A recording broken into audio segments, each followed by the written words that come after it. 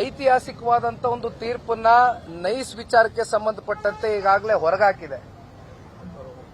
June 29ನೇ ತಾರೀಕು ಬಂದಂತ ಒಂದು ತೀರ್ಪಿನಲ್ಲಿ, ಒಂದು ಆದೇಶದಲ್ಲಿ ಉಲ್ಲೇಖವಾದಂತ ಒಂದು ಅಂಶ ಬಹಳ ಕ್ಲಿಯರ್ ಆಗಿದೆ. Nice is not so nice ಅಂತಕ್ಕಂಥದ್ದು. ಅಂದ್ರೆ ಇದು ಇಡೀ ರಾಜ್ಯದಲ್ಲಿ ಅತ್ಯಂತ ದೊಡ್ಡ ಹಗರಣ. ಇಂದಿನಿಂದ ಅಲ್ಲ, ಕಳೆದ 2.5 ದಶಕಗಳಿಂದನೂ ಕೂಡ ನಿರಂತರವಾಗಿ ಈ ಒಂದು ಹಗರಣ ಇದೇ ರೀತಿ ನಡೀತಾನೆ ಬಂದಿದೆ. ಕಾರಣ ಏನಂದ್ರೆ, ನಿಮಗೆ ಗೊತ್ತಿದೆ, FWA ಅಗ್ರಿಮೆಂಟ್ ಬಗ್ಗೆ ಈಗಾಗಲೇ ಕೋರ್ಟ್ನ ಆದೇಶದ ಪ್ರಕಾರವಾಗಿ ಜಡ್ಜ್ಮೆಂಟ್ ಕಾಪಿಯ ಒಂದು ಆರ್ಡರ್ ಕಾಪಿಯನ್ನು ಇಟ್ಕೊಂಡು ಸನ್ಮಾನ್ಯ ಕುಮಾರಣ್ಣ ಅವರು ಈಗಾಗಲೇ ಮಾಧ್ಯಮದ ಮಿತ್ರರಲ್ಲಿ ಮಾತನಾಡಿದ್ರು.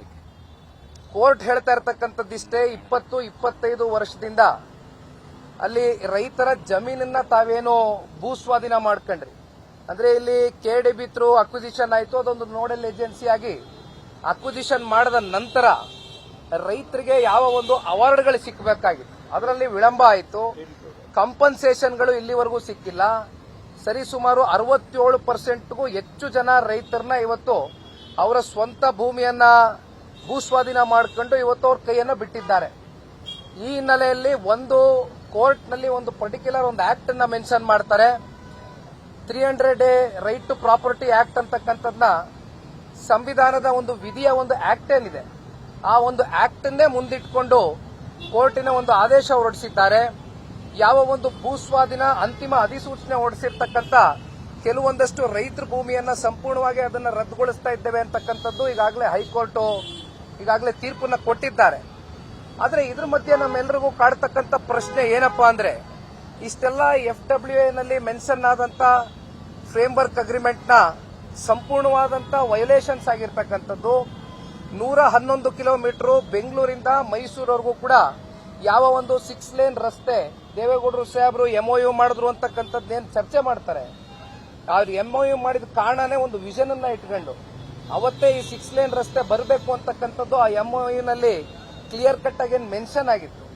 ಆದರೆ FWA ಸೈನ್ ಆದಂತದ್ದು 1997. ಬಹುಶಃ ಅವತ್ತು JH ಪಟೇಲ್ ರವರು ಈ ರಾಜ್ಯದ ಮಾನ್ಯ ಮುಖ್ಯಮಂತ್ರಿಗಳಾಗಿದ್ದರು, ದಿವಂಗತ JH ಪಟೇಲ್ ರವರು. ಆ ಸಂದರ್ಭದಲ್ಲಿ ಆದಂತ ಅಕ್ವಿಸಿಷನ್ಗಳೇನಿದೆ, FWA ಏನಿದೆ, ಅವೆಲ್ಲವೂ ಕೂಡ ಸಂಪೂರ್ಣವಾಗಿ ಉಲ್ಲಂಘನೆ ಆಗಿದೆ. ಒಂದ್ ಕಡೆ ಪೆರಿಫೆರಲ್ ರೋಡ್ಗಳಾಗಿಲ್ಲ, ಲಿಂಕ್ ರೋಡ್ಗಳಾಗಿಲ್ಲ, ಕಾಂಕ್ರೀಟ್ ರಸ್ತೆನೇ ಆಗಬೇಕು ಅಂತಕ್ಕಂಥದ್ದನ್ನ ಮೆನ್ಷನ್ ಮಾಡಿದ್ರು. 5 ಇಂಟಿಗ್ರೇಟೆಡ್ ಟೌನ್ಶಿಪ್ ಮಾಡ್ತೇವೆ ಅಂತಕ್ಕಂಥದ್ದನ್ನ ಹೇಳಿದ್ರು. ಇವೆಲ್ಲವನ್ನ ಗಾಳಿಗೆ ತೂರಿರ್ತಕ್ಕಂಥ ನೈಸ್ ಸಂಸ್ಥೆ ಬಗ್ಗೆ ಈಗ ನಾವು ಕೇಳ್ತಕ್ಕಂಥ ಪ್ರಶ್ನೆ ಇಷ್ಟೇ, ಸರ್ಕಾರ ಯಾಕೆ ಇವೆಲ್ಲವನ್ನ ನೋಡಿಯೂ ಕೂಡ ಮೌನವಾಗಿ ಕೂತಿದೆ? ಯಾಕೆ ಮೌನಕ್ಕೆ ಶರಣಾಗಿದೆ? ಇಲ್ಲಿ ಸರ್ಕಾರ ನಾಡಿನ ಜನತೆ ಪರವಾಗಿದೆಯೋ, ರೈತರ ಪರವಾಗಿದೆಯೋ? ಪ್ರತಿನಿತ್ಯ ಇವತ್ತು ಟೋಲ್ ಕಲೆಕ್ಷನ್ ಏನು ಸ್ವೇಚ್ಛಾಚಾರವಾಗಿ ಮಾಡ್ತಾ ಇದಾರಲ್ಲ, ಇವೆಲ್ಲ ವಯೋಲೇಷನ್ಗಳು ಮಾಡ್ಕೊಂಡು, FWA ವಯೋಲೇಷನ್ ಮಾಡ್ಕೊಂಡು ದಿವಸಕ್ಕೆ ಕೋಟ್ಯಾಂತರ ರೂಪಾಯಿ ಈಗಾಗಲೇ ವರ್ಷಾನ್ಗಟ್ಲೆ ನಾವು ಲೆಕ್ಕಾಚಾರ ಮಾಡೋದಾದ್ರೆ ಎಷ್ಟು ಸಾವಿರ ಕೋಟಿ ಕಲೆಕ್ಟ್ ಮಾಡಿದಾರೋ ನಮಗೆ ಗೊತ್ತಿಲ್ಲ. ಆದ್ರೆ ಯಾಕೆ ಸರ್ಕಾರ ಮೌನವಾಗಿ ಕೂತಿದೆ? ಯಾಕೆ ಇಂಟರ್ಫಿಯರ್ ಆಗ್ತಾ ಇಲ್ಲ? ಈ ವಿಚಾರದಲ್ಲಿ ಹೈಕೋರ್ಟ್ ಹೇಳ್ತಕ್ಕಂಥದ್ದು, ನೀವು ಇದರಲ್ಲಿ ಸರ್ಕಾರ ನೀವು ಈ ಒಂದು ಪ್ರಾಜೆಕ್ಟ್ ಅನ್ನು ಸಂಪೂರ್ಣ ನೀವು ಇದನ್ನ ಕೈಗೆತ್ತಿಕೊಳ್ಬೇಕು, you have to take over this project ಅಂತಕ್ಕಂಥದ್ರ ಬಗ್ಗೆ ಈಗಾಗಲೇ ಹೈಕೋರ್ಟ್ ಡೈರೆಕ್ಷನ್ಸ್ ಕೊಟ್ಟಿದೆ. ಆದ್ರೂ ಕೂಡ ಸರ್ಕಾರ ಇನ್ನೂ ಮೀನಾಮೇಷ ಎಣಿಸ್ತಾ ಇದೆ. ಯಾತಕ್ಕೋಸ್ಕರ ಅಂತಕ್ಕಂಥದ್ದು ಉತ್ತರ ಕೊಡಬೇಕು. ಪಾಪ ಅಮಾಯಕ ರೈತರು ಅವ್ರ ಸ್ವಂತ ಭೂಮಿಯನ್ನ ಕಳ್ಕೊಂಡ್ರು. ಕೊನೆಗೆ ಅವ್ರು ಕಷ್ಟ ಬಂದಾಗ ಅಟ್ಲೀಸ್ಟ್ ಸಾಲನೋ ಸೋಲನೋ ಮಾಡಿ ಏನೋ ಅದೊಂದು ಪ್ಲೆಡ್ಜ್ ಮಾಡಿ ಏನೋ ಸಾಲ ತಗೊಂಡು ಅವ್ರ ಮಕ್ಕಳ ಎಜುಕೇಶನ್ಗೋ ಅಥವಾ ಹೆಲ್ತ್ ಇಶ್ಯೂಸ್ ಆದಂತ ಸಂದರ್ಭದಲ್ಲಿ ಬಳಕೆ ಆಗ್ತಕ್ಕಂಥ ಭೂಮಿಯನ್ನ ಅದನ್ನು ಕೂಡ ಆಗ್ಲಿಲ್ಲ. ಅವ್ರಿಗೆ ಡೆವಲಪ್ಮೆಂಟು ಆಗ್ಲಿಲ್ಲ. ಡೆವಲಪ್ಮೆಂಟ್ ಹೆಸರಲ್ಲಿ 20,000 ಎಕರೆ ಅಷ್ಟೇ ಅಲ್ಲ, ಎಕ್ಸೆಸ್ ಲ್ಯಾಂಡ್ ಅನ್ನ ಇವತ್ತು ನೈಸ್ ಕಂಪನಿಗೆ ಆ ಒಂದು ಮಾಲೀಕತ್ವಕ್ಕೆ KDB ಥ್ರೂ ಅಕ್ವಿಸಿಷನ್ ಆಯಿತು. ಆದ್ರೆ ಎಷ್ಟು ಡೆವಲಪ್ಮೆಂಟ್ ಆಗಿದೆ?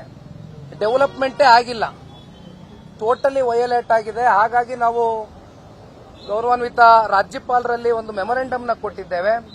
ಎಲ್ಲ ಶಾಸಕ ಮಿತ್ರರು ಜೊತೆಗೂಡಿ JDLP ನಾಯಕರು, ಭೋಜೇಗೌಡರು ಸೇರಿದಂತೆ ಇವತ್ತು ಘನತೆ ಹೊತ್ತ ರಾಜ್ಯಪಾಲರಿಗೆ ಮನವಿಯನ್ನ ಕೊಟ್ಟು ಇದು ಸರ್ಕಾರಕ್ಕೆ ಒಂದು ಚಾಟಿ ಬೀಸ್ತಕ್ಕಂಥ ಒಂದು ಕೆಲಸ ರಾಜ್ಯಪಾಲರ ಕಡೆಯಿಂದ ಆಗಬೇಕು ಅಂತಕ್ಕಂಥದ್ದು ನಾವೆಲ್ಲರೂ ಕೂಡ ಮನವಿ ಸಲ್ಲಿಸಿ ಬಂದಿದ್ದೇವೆ. ಯಾವುದೇ ಮರವನ್ನು ಕಡಿಬಾರದು ಮತ್ತೆ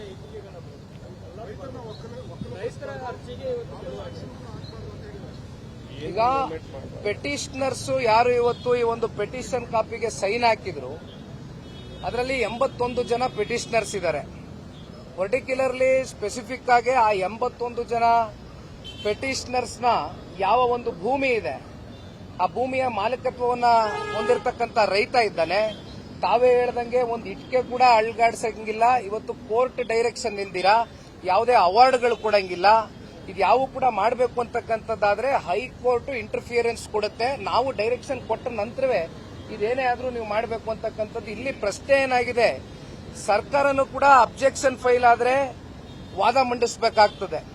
ಅಬ್ಜೆಕ್ಷನ್ ಫೈಲ್ ಮಾಡದಿರಾ ಇನ್ನೂ ಕೂಡ ಮೀನಾಮೇಷ ಎಣಿಸ್ಕೊಂಡು ಟೈಮ್ ಕಿಲ್ಲಿಂಗ್ ಪ್ರಾಸೆಸ್ ಮುಂದಾಗಿರೋದು ನೋಡಿದಾಗ ಬಹಳ ಸ್ಪಷ್ಟವಾಗಿ ಅರ್ಥ ಆಗ್ತದೆ. ಬಹುಶಃ ಅವರ ಒಂದು ಯಾವ ಅಕ್ವಿಸಿಷನ್ ಕೂಡ ಆಕ್ಟ್ ಅಂಡರ್ ಮಾಡ್ಕೊಂಡಿದಾರಲ್ಲ, ಒತ್ತಾಯಪೂರ್ವಕವಾಗಿ ಭೂಸ್ವಾಧೀನ ಮಾಡ್ಕೊಂಡಿದಾರಲ್ಲ, ಅದರಲ್ಲಿ ಉರುಳಿಲ್ಲ. ಬಹುಶಃ ಕಾನೂನಿನ ಅಡಿಯಲ್ಲಿ ನ್ಯಾಯಾಲಯ 100% ಆನ್ ಮೆರಿಟ್ ಗ್ರೌಂಡ್ಸ್ ಮುಂಬರ್ತಕ್ಕಂಥ ದಿನಗಳಲ್ಲಿ ರೈತರ ಪರವಾಗಿ ನಿಲ್ಲುತ್ತೆ ಅಂತಕ್ಕಂಥ ಸಂಪೂರ್ಣ ಆತ್ಮವಿಶ್ವಾಸ ನಮ್ಮಲ್ಲಿದೆ.